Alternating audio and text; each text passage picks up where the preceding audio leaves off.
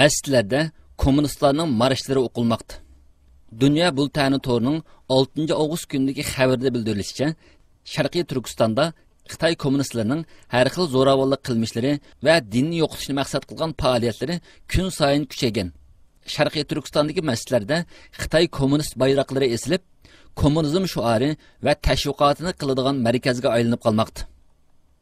Erkin Asiya radiosuning bu haqda bergan xabaridan ma'lum bo'lishicha, Sharqiy Turkistondagi masjidlarning mihrab va gumbazlaridagi Allohdan boshqa iloh yo'qdir, Muhammad alayhisalom Allohning bandasi va barhaq elchisidir degan yoziqlarning ustiga kommunistik partiyani va vatanni suyish, kompartiya bo'lmasa, yangi jungu bo'lmaydi degandek tashviqot plakatlari esilgan.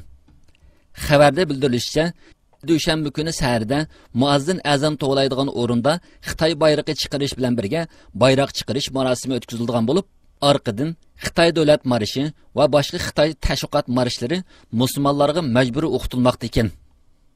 2016 yil 8 oyda Sharqiy Turkistonga Tibetdan yo'tkab kelingan Chinchuangoning qattiq boshqurib nazorat qilishi va besim siyosati eng yuqori chekka chiqqan bo'lib, Ramazon oylaridami Sharqiy Turkiston musulmonlarining ro'za tutishini cheklaydigan belgilamlar va diniy puroqqa ega har qanday faoliyat va telefon aloqalari, Qur'on o'qish qatorliq aqalli kishilik huquqlarimi hech e'tiborga elinmay kelmoqda.